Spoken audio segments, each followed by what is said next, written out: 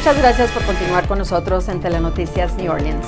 El presidente de Ucrania, Volodymyr Zelensky, se dirigirá hoy por videollamada al Senado de los Estados Unidos en medio de la preocupación por los fondos que necesita para defenderse de Rusia. La Casa Blanca ha estado presionando al Congreso para que apruebe urgentemente el proyecto de ley que incluye la asistencia para Ucrania. Randy Serrano nos amplía. En cuestión de semanas, Ucrania podría quedarse sin recursos para defenderse de Rusia. Y sin ayuda del Congreso, el gobierno de ese país dice podría fracasar ante Vladimir Putin. Ucrania ha logrado sobrevivir gracias al apoyo internacional de la Unión Europea y de los Estados Unidos, de la OTAN, en esta defensa del territorio ucraniano. Este martes, el presidente ucraniano Volodymyr Zelensky se dirigió a miembros del Senado en una videollamada a puerta cerrada para recordarles lo que está en juego. Un voto en contra de la asistencia para Ucrania es un voto para que Vladimir Putin mejore su posición estratégica y para que gane la guerra, advirtió el asesor de seguridad nacional del presidente Biden. Sobre la mesa del Congreso hay una propuesta con más de 106 mil millones de dólares en ayuda para Ucrania, Israel y otras cosas. Y algunos conservadores quieren condicionar los fondos a que también se incluyan políticas para la seguridad fronteriza. Las fronteras en Texas, Nuevo México y Arizona son tan importantes como aquellas en Ucrania y en Israel, dijo el líder de los republicanos en el Senado. El debate ha paralizado el impulso para aprobar los fondos. En lo que va de la guerra, el Congreso ya ha aprobado más de 100 mil millones de dólares en ayuda para Ucrania. Dado el intenso debate, no queda claro si los políticos volverán a aprobar otra ronda de ayuda para ese país. En Washington, Randy Serrano, Telemundo. Al menos 12 muertos y una veintena de heridos al caer un autobús por un puente en Honduras. Estas y otras informaciones de nuestros países.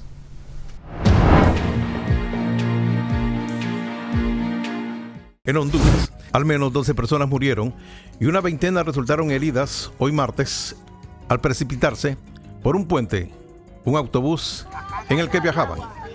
Tenemos 11 personas fallecidas, una de ellas murió en el Hospital Escuela de Tegucigalpa, dijo a periodistas del portavoz del Cuerpo de Bomberos de Honduras, Cristian Sevilla. Señaló que el número de fallecidos podría aumentar en las próximas horas, dada la gravedad de algunos de los heridos. El accidente se produjo esta mañana en el departamento de Francisco Morazán, al oriente de Tegucigalpa. En concreto, en el kilómetro 32 de la carretera entre el municipio de Talanga y la capital, cuando el autobús salió de la vía y cayó por un puente, según información de la Cruz Roja hondureña y el Cuerpo de Bomberos de Honduras. Al parecer, un transporte de carga le quitó el derecho a la vía al autobús, cuyo conductor, no identificado, perdió el control, lo que provocó que cayera por el puente.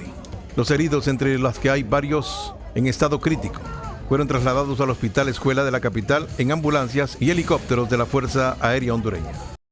El presidente electo de Guatemala, Bernardo Arévalo, convocó a una marcha pacífica en la capital del país el próximo jueves para la defensa de la democracia frente a quienes llamó los corruptos de siempre, sin mencionar a nadie. Ha llegado la hora de ponerles un alto y unirnos en defensa de la verdad, de la justicia y la democracia, dijo en un mensaje de video publicado en la red social X, antes Twitter. Casi de forma simultánea, organizaciones indígenas y sociales convocaron a la población a marchar para demostrar su compromiso inquebrantable con la democracia, la justicia y el respeto con los derechos y libertad de todos y todas. Plantearon en una concentración frente a la Corte Suprema de Justicia en El Salvador. El deterioro de los derechos humanos en ese país es alarmante, desde que entró en vigor el régimen de excepción, según un informe de Amnistía Internacional presentado hoy martes en ese país. Un informe titulado Tras del velo de la popularidad, represión y regresión en materia de los derechos humanos en El Salvador fue elaborado a partir de 83 entrevistas y 3 enfoques de investigación. De acuerdo con Amnistía Internacional, en El Salvador se estableció que hay una profundización de un enfoque punitivo y represivo en materia de seguridad pública. No hay un debido proceso penal debido al debilitamiento de la independencia judicial y existen torturas y malos tratos hacia las personas privadas de libertad. Y en México, el presidente Manuel López Obrador negó hoy que el permiso que solicitó al Senado del país para 11 militares que ingresaran a México a adiestrar a los soldados mexicanos no afecta a la soberanía del país. Porque hay un acuerdo entre los ejércitos de México y de Estados Unidos, y van oficiales mexicanos a Estados Unidos a actualizarse, y vienen oficiales estadounidenses.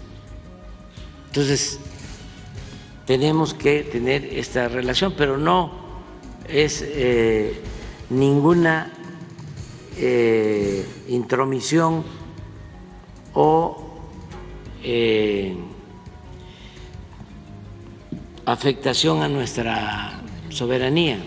De acuerdo con el permiso, se detalla que los soldados permanecerían en México alrededor de 2 meses, del 23 de enero al 21 de marzo del 2024, a fin de capacitar a las tropas adscritas a la Secretaría de Defensa Nacional.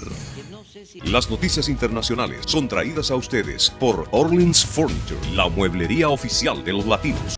Así están las noticias en otros países. Muchas gracias, Zain. Ahora nos toca irnos a nuestra pausa, pero regresando le vamos a tener la información del deporte y también le vamos a tener el pronóstico del tiempo. Le conviene quedarse. Algo de nubosidad en nuestra región, pero poca probabilidad de lluvias. ¿Hasta cuándo tenemos estas condiciones secas? Les cuento al regresar de la pausa.